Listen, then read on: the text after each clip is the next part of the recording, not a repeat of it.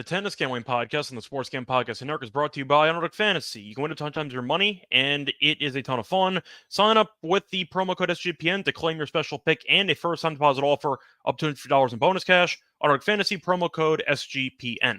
We're also brought to you by the Mega Memorial Day merch sale. 15% off everything in the SGPN merch store with the promo code SGPNMay. And welcome, everybody, to the Tennis Gambling Podcast here on the Sports Gambling Podcast Network. It is currently early Thursday morning, roughly midnight Eastern Time on May 23rd.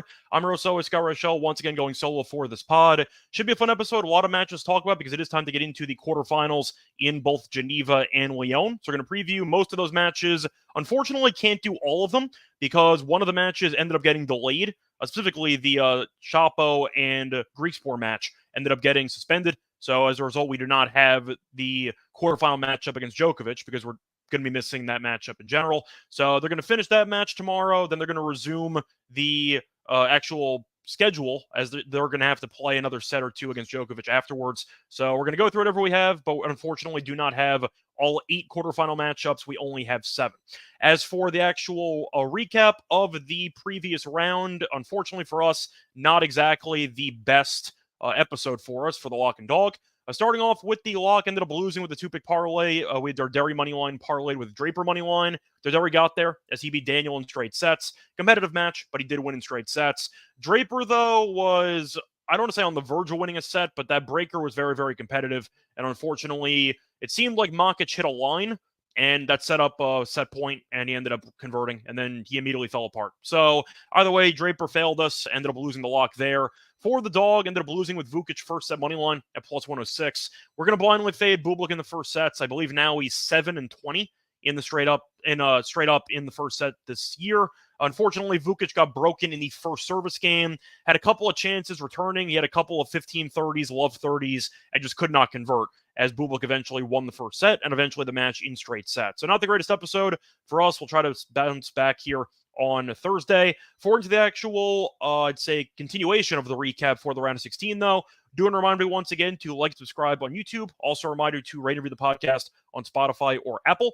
Also a reminder to check out the SGPN merch store because we have a lot of great Tennis Gambling Podcast merch. We have shirts, we have sweatshirts, high-quality stuff, not just for the tennis show, but also for all the other shows with the network. And a reminder, we also do have a current deal going on for Memorial Day as we have 15% off everything in the SGPN store. On top of that, we also have the featured show of the week, which is the NASCAR and the F1 Gambling Podcast, because it's the biggest week in racing.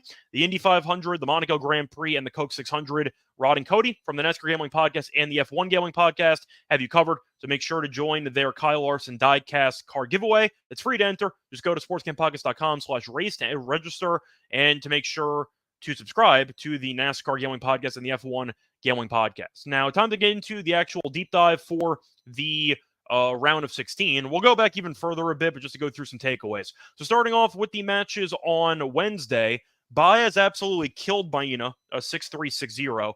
Baez looked fantastic. Seemed like Baez was hitting every spot. He had a couple of lobs, but Baena played okay, actually. It just seemed like Baez flipped a switch, and Baena had no answers. Makic won a marathon against Moreno, did win 6-0 in the final set, but Moreno gave him a run, ended up losing 5-7 in the second set. Had really nothing left in the tank, and Makic got the job done there in 3. Mickelson ended up having the upset of the day as he ended up beating Fritz as he won in 3. Very fun match there, 1-7-5 in the third.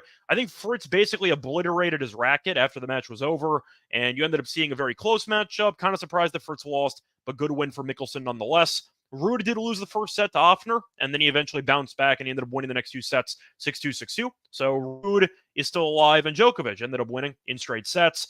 Didn't look the greatest, though. Won 6-3 in the first set. It was definitely dicey. There were some rain delays and some weather issues throughout the course of that match. Then Hanfmann went up, I believe it was 3-0 in the second set, and Djokovic absolutely killed him, winning the final 6 games. So I don't want to compare it exactly to the match that we actually saw in I should say his head-to-head matchup against Moutet, where it seemed like he was off to a slow start, then he eventually figured it out, and he eventually buried the opposition as the match progressed. It was kind of the same story as he got off to a pretty shaky first set and a half, and then Djokovic just decided, I got to flip a switch and I'd say up my game a little bit, and Hanfmann had no answers. The unforced error count went up, and Djokovic was returning definitely went up a notch as he was able to win in straight sets. So nothing really that shocking in Geneva besides the Fritz loss. The rest was pretty straightforward, and that should result in a pretty good set of quarterfinal matches. Now, looking at Lyon, we had an interesting day. Darderi ended up beating Mannarino. It's really crazy how bad Mannarino's on clay, but Darderi are outright ended up winning as he's now into the quarterfinals. Etcheverry ended up beating Seaboth Wild in straight sets, kinda. It was 7-5, 3-0. It was going to be a straight set win, but then Seaboth Wild retired as he was injured. So a nice win there for Etcheverry. Humbert, though, the home country favorite out of the field, ended up getting upset as he lost to Kepfer in 3, won the first set, then lost the next 2 sets 6-4, 6-4. He had a walkover.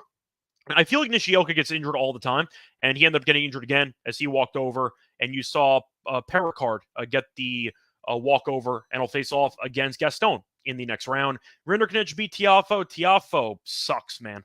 I've been critical of Tiafoe for a while, and this year everything's kind of, I'd say, hit a wall for him. He's been really bad. I forgot his exact record this year. I want to say it's 11-11, but he's been a mess ever since losing to Shelton in the US Open last year.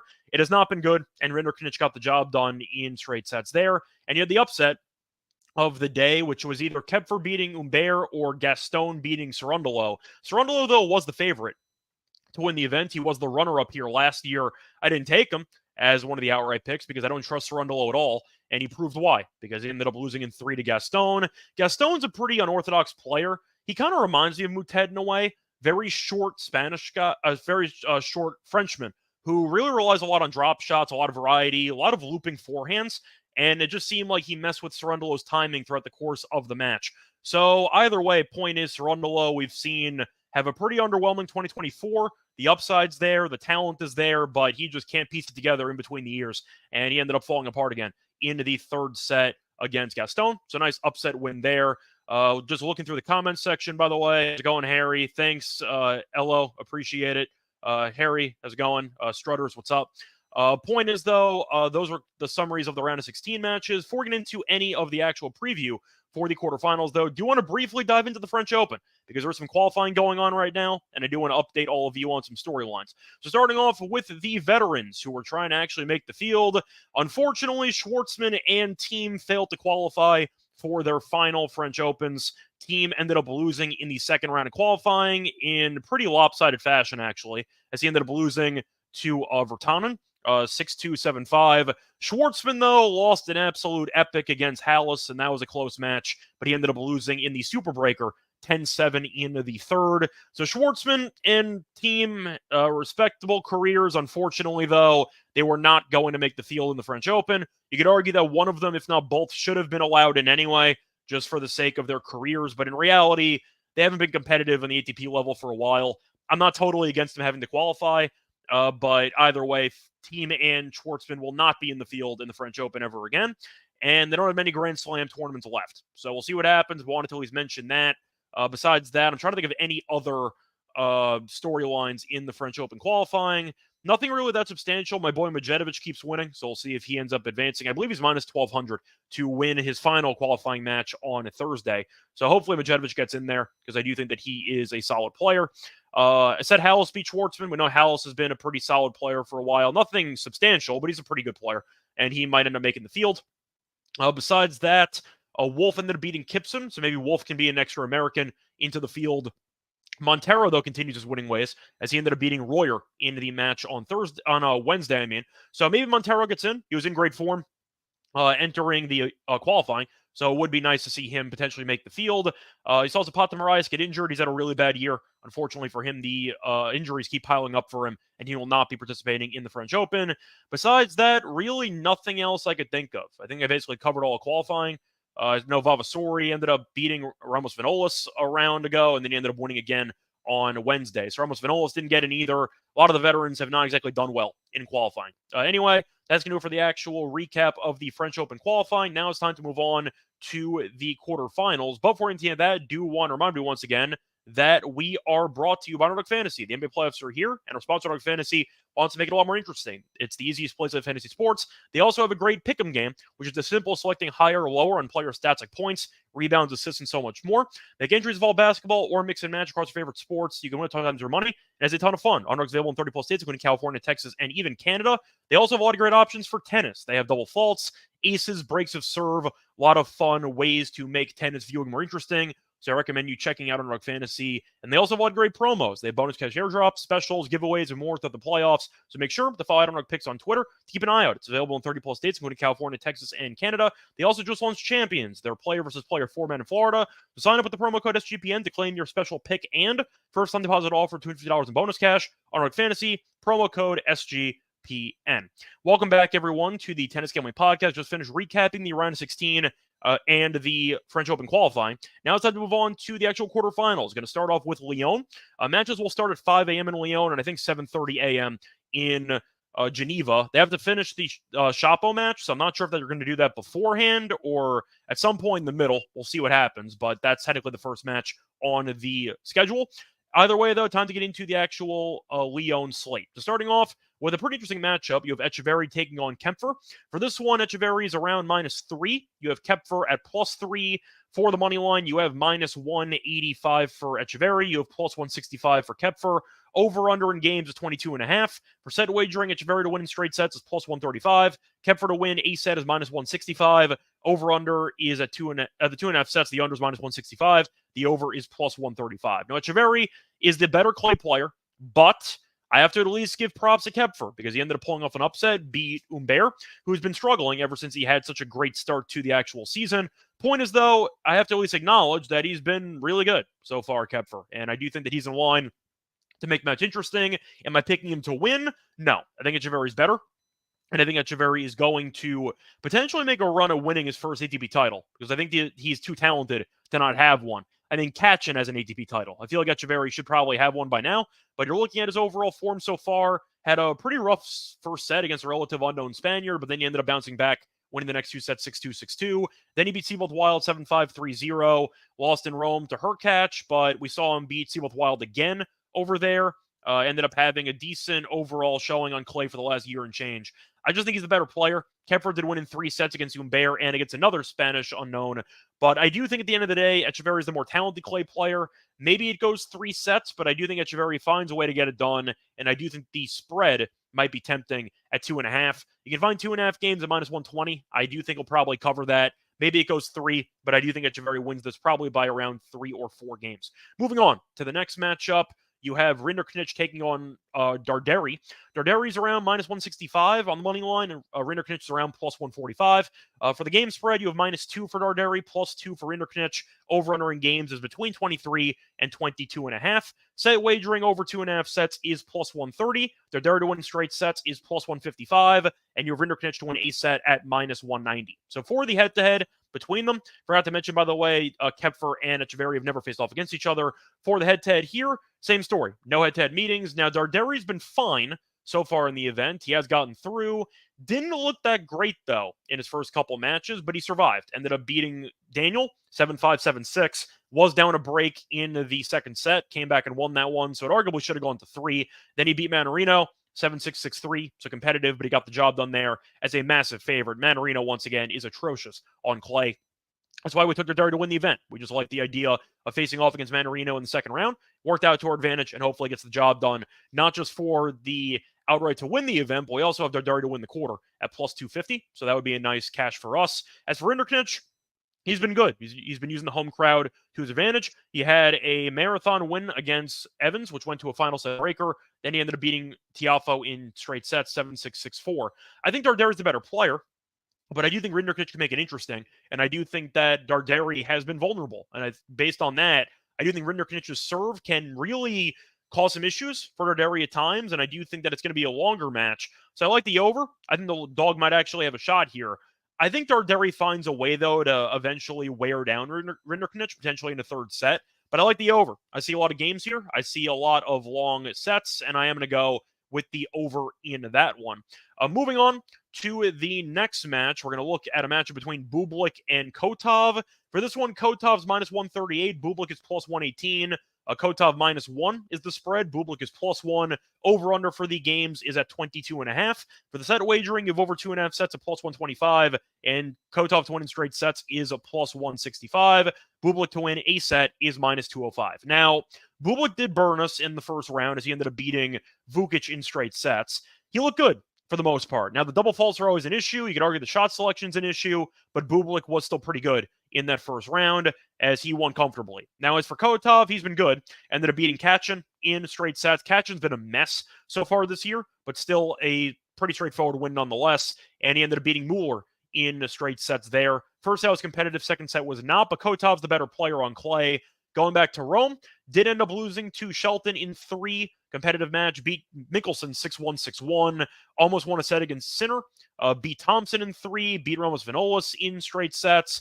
I think he's the better clay player, so I think that he's worthy of being a favorite here. I do think if I had to go for any value, though, I probably would lean to the over in this matchup. Bublik has such a unique play style that I think he can make Kotov uncomfortable. Kotov, though, is a pretty safe and calculated player, where I know that I'd say emotionally he can do his best to get under his opponent's skin, kind of like what Bublik does. But I think Kotov has the forehand consistency to eventually outlast Bublik in a marathon. I don't think Bublik's going to immediately roll over and die, though. My concern for Bublik was tournament before the French Open, maybe he shows up for the first round paycheck and then gets killed and then leaves. I thought that might be an issue. That was not an issue, and he actually looked really good. So I think that this could be a close match based on how the odds reflect it, and I do think that it might end up going to 3 sets. I don't mind the over in this one. If I had to pick a side, I would pick Kotov. I would pick Kotov because I think that he's better on clay, and I do think that he's in better form. But Bublik shouldn't really be slept on here. I think that he is a head case, but maybe he is in a good mindset right now for whatever reason, and it looked like it in the first round. So I'm going to lean to Kotov, but I think it's competitive. Give me the over in that one as well. Moving on to the next match. You have a matchup between 2 Frenchmen. You have Gaston taking on Pericard, and a reminder that this one is going to be the last match of the day. So maybe it's going to be at 11:30, maybe it'll be later, who knows, depends on when the other matches finish. You have Pericard, though, as the -133 favorite. You have Gaston at +113. For the over-under, 22.5 or 23. For the game spread, you have -1.5 for Pericard, and you have +1.5 for Gaston. The over 2.5 sets is +130. For straight sets, you have Pericard straight sets is +190. Gaston to win in straight sets is +240. Now, Pericard's more of a challenger level guy, but he's very talented. And it's kind of interesting watching these two guys play against each other because they have very different play styles. Gaston is a very finesse-based player, a lot of slicing, a lot of drop shots, a lot of unorthodox style of play because of his short frame. So he's not going to be able to out-hit you. He kind of has to win by finesse and win through unorthodox tactics. As for Pericard, this man has a bunch of power. He's 20 years old. He's 6'8". He unloads on both wings. And I do think that his serve might be the story of this match. So you're looking at the overall path of both guys in the event so far. Gaston beat the tournament favored in 3, so that's a very impressive win there. And you're looking at him beating Galan in straight sets, ended up beating Kachin, and beat Androzzi in the 2 rounds of qualifying. As for Pericard, he only had to play 1 match, ended up beating Sonego in straight sets, still a good win nonetheless, and Nishioka got injured, and he got a walkover. So it's an interesting matchup based on the conflicting styles. I think if I had to actually pick anybody to win the match, I probably would lean to Gaston for the value. I'm not saying that he's going to win, but +113 in a match that feels like a pick'em to me, I think is a little bit off. Gaston just beat the tournament favorite. I'm not going to suddenly kind of cast him aside. Pericard has not spent much time on the ATP Tour. He's only 20. I know he's been good in the challenger level, but I do think that you're looking at Gaston's unorthodox nature and his overall, I'd say, unique shot selection, maybe catching Pericard off guard. Now, I think my favorite play in this match will be the over. I don't mind the over 2.5 sets. I think that we know Gaston is not afraid of potentially self-destructing if he ends up having a pretty good start to a match. But he's won every set except for 1 here in this event, including qualifying. Before that, though, he was in terrible form. And I think that you're looking at a guy who constantly gets off to decent starts and then implodes. And that might be the story of this match once again. So if you do like Pericard and you want to actually go for a decent long shot price, I don't mind Gaston to win the first set and lose the match. There might be a lot of value on that. Gaston has been pretty decent in first sets recently, and he always falls apart. That was not the case in the match yesterday. He almost did, ended up losing the second set in that one too. So it does seem like if Gaston does win the first set, he's very vulnerable to losing the second set and beyond. But you can find, for example, Gaston. I'm trying to see if I could even find it. It might not be up right now, but I do like the price on that quite a bit. I do not have the price on that, unfortunately, but it should be a very, very nice price. If you want to go with Pericard, I don't mind Gaston to win the first set, Pericard to win the match, and you can find that at a good price. I can try to create it now in a same-game parlay. Unfortunately, though, it's not really going to be the same, but I can just quickly see what it'll give me. So DraftKings gives me plus 625 on the same game parlay calculator. I like that quite a bit. I think plus 625 is a great price. So that'll be my long shot play for that match. I'm going to lean to Gaston to get the job done. Maybe Gaston first set. But I do think if you want to go for the long shot option here in what should be close to a 50-50 match, is why I'm picking Gaston. It's experience mixed with him being plus money in a coin flip. Plus 625 is a great price. So that's going to be my thoughts on that last match. Moving on, though, to Geneva. You have, once again, only 3 quarterfinal matches to preview because we are one short. We are still waiting for the Shapo and Griekspoor match to finish, and the winner plays Djokovic, so we only have 3 matches to preview. So starting off with the Mickelson and Makic match. Makic is a decent favorite, as Makic is around minus 220. You have Mickelson at around plus 190 for the game spread, minus 3 for Makic, plus 3 for Mickelson. Over-under set at 21.5 games or even 22. For the over-under, you can find over 2.5 sets at plus 145. Makic to win in straight sets is plus 120. Mickelson to win a set is minus 140. Now, Makic was injured over the last couple of weeks, and then he came back and he looked really good. I think that's kind of one takeaway that I've had from the last couple of weeks. I'm going to stop blindly fading guys making comebacks because that has not worked out well over the last couple of events. I faded Leheshka against drawing a blank. Medjedovic, that did not work out in the last tournament.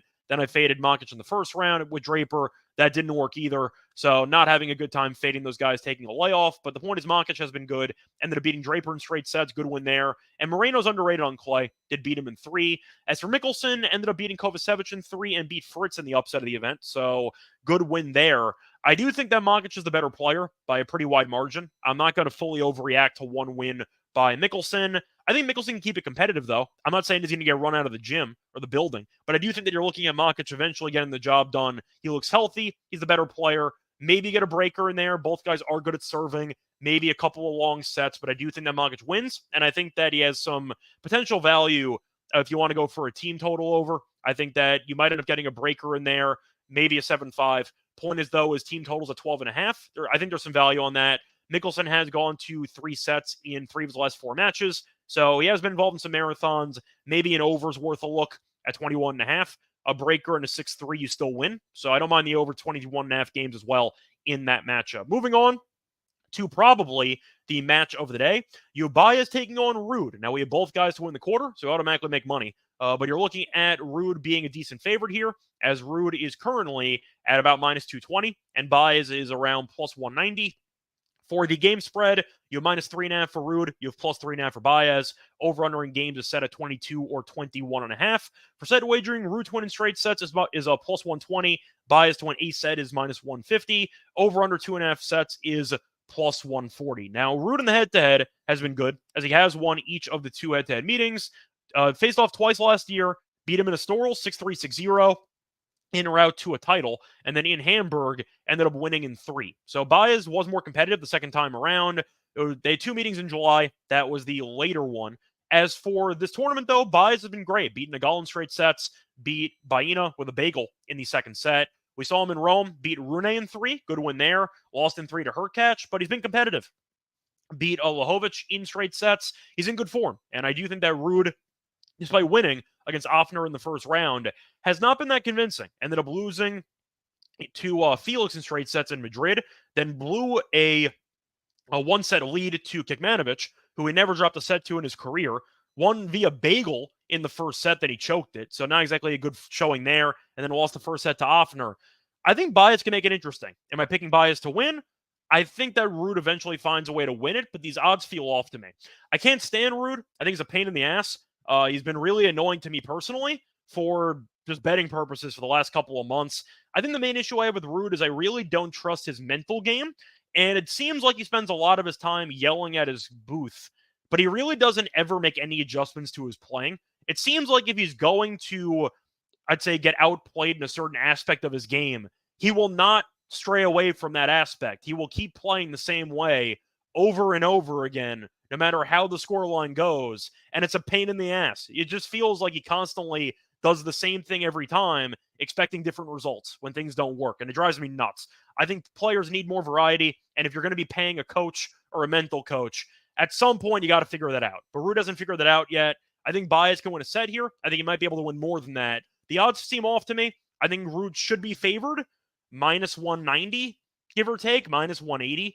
220 feels a bit insane to me. I think Baez has value. I don't mind the games. You can find +4 at minus 140. I don't mind the over in sets, though, at over 2.5 at plus 140. Baez to win a set, though, at minus 150. I don't mind.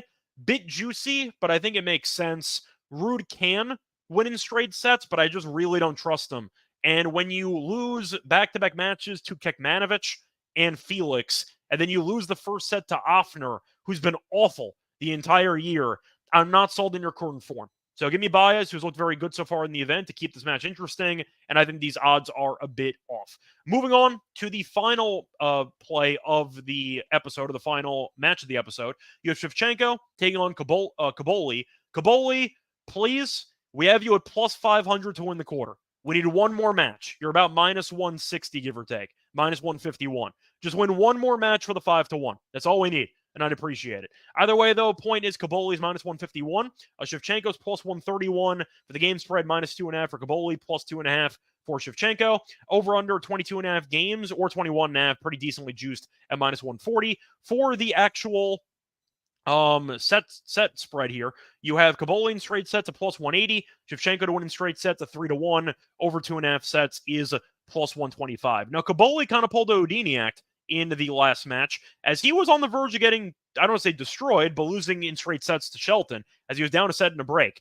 Then he had this crazy cross-court, running, sliding, like drop shot, basically, which got him the break. And then he ended up winning the set in a breaker, and then he dominated from that point forward. So Caboli turned the script on that match, and then he also beat Karatsev in the first round, 7-5, 6-1. You're looking, though, at his opponent, Shevchenko, who beat Morozin in the first round. Then Ruusuvuori got injured. I feel like he's also injured all the time, and he ended up getting a walkover. So you're looking at Shevchenko, who I think is genuinely not that great of a clay player. I think he's fine, Shevchenko, but he's definitely better on hard court. As for Caboli, I like him a lot. I've been talking about him for a while. I think that Caboli is a guy who is a pretty entertaining young Italian player, ton of firepower. And I do think that he can showcase his court coverage throughout the course of this match. Now, Shevchenko's not going to back down from anybody. He's always going to go down swinging, and he tends to be a marathon match guy. I do think Caboli's going to win, though. I think Caboli's the better player. I think that Shevchenko was quite fortunate to get a bye in the second round, because I think that Ruusuvuori would have beaten him if he was healthy. So you have a bit of a Cinderella story against a guy who, I know he was an upset against Shelton, but I do think Caboli is a very solid young Italian player, and I've been a fan of him for a long time. So I do think that Caboli is worth monitoring moving forward. Maybe he'll be able to crack the top 40 or the top 30 at some point in the near future, but I think he's the better player. I think he's definitely the more comfortable guy on clay. So give me Caboli to get the job done in this one. I don't maybe mind the games at minus 2.5. You can find 1.5 actually at minus 125. That I definitely don't mind. But I think that Caboli will eventually find a way to frustrate Shevchenko, to showcase the movement, the firepower, and I think Shevchenko's serve might let him down at various points. I just think Caboli's pretty good. So I'll go with Caboli on that one, and I think that match should be potentially competitive, but give me the favor to get the job done in the match. Now, that's going to wrap it up for the actual preview of the quarterfinal matches in both Lyon and Geneva. Now it is time for the Lock and Dog picks. Before we get into that, I do want to remind you once again that we are brought to you by Rhythm, because we're currently in the NBA playoffs, and if you are betting on NBA player props, then you need to download Rhythm, because Rhythm gives you a menu of the best player props for every NBA playoff game, make it easy to go through and find the best props that you should put your money on in seconds. Rhythm's predictions are backed by over 3 years of data, and a team of data scientists and quants are focused on fine-tuning the algorithm to give you the best chance of winning. Rhythm pairs their predictions with player prop graphs to help you feel more confident in your picks, whether it's going to be on actual bets or DFS picks. From superstars to bench players, Rhythm has the best player prop lines, all backed by AI data without you needing to endlessly scroll a sports sportsbook. Rhythm also allows you to create your own custom NBA models so you can get AI-backed money lines, spreads, and total picks for every NBA playoff game. Start a free 7-day trial and start winning your NBA player props with Rhythm. Available wherever you do get your podcast.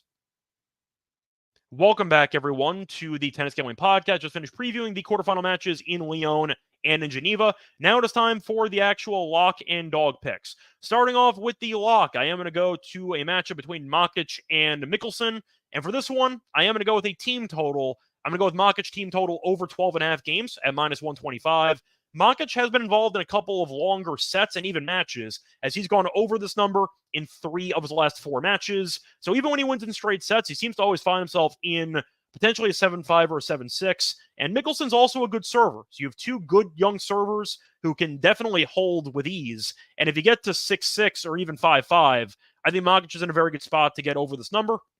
Even if it doesn't get to that point, Mickelson's proven he's very feisty, and he has been involved in a lot of long matches recently. To go through Mickelson's last couple of matches, each of his first 2 matches here have gone to 3 sets. He also managed to go to 3 sets against Rocha in a Challenger event, went to 3 sets against Sonego, 3 sets against Fonseca, 3 sets against Garin. He gets involved in a lot of 3-set matches, and if you want to actually go through a trend here, Mickelson's opponents have gone over their team total of 12.5 in 7 of his last 8 matches. So even in straight set wins, there's at least one breaker or 175 in there. But if you face off against Mickelson, you tend to go over 12.5. So give me Makic, who's a very good server, and Mickelson to combine for at least one long set most likely. And I think Makic is going to win. So give me Makic team total over 12.5 games at minus 125 as my lock.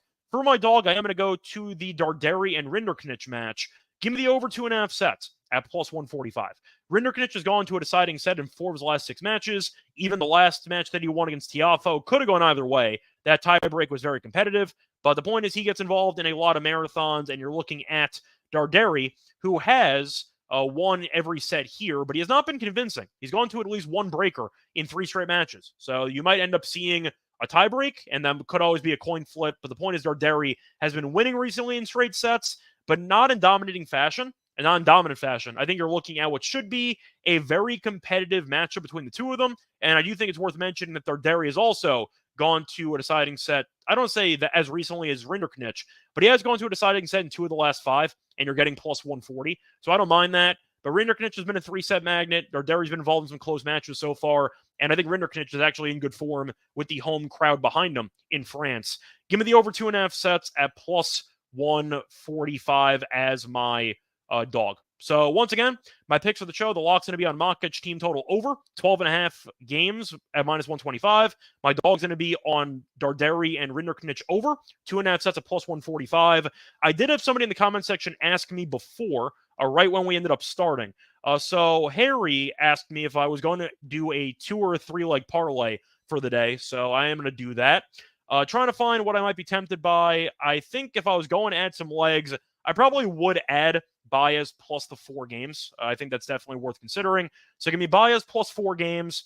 Give me the over 21.5 in the Makic and Mickelson match. And for the last one, I think I am going to go with the, you know what, let's splurge a little bit. Give me the over 2.5 sets in the Gaston and Pericard match as the final pick. So that's a 3-pick parlay, kind of like a half safe, half crazy parlay. We'll balance that out. A reminder, I also don't mind the long shot of Pericard to lose the first set and win the match at plus 625. To keep that in mind. Either way, though, that's going to wrap it up for this episode. Find me on Twitter at Reichel Radio. Find me on the NBA show. Find me on the NFL show. Find me on the MLB show. Until next time, though, good luck to all of you and all of your bets. Bye, everyone.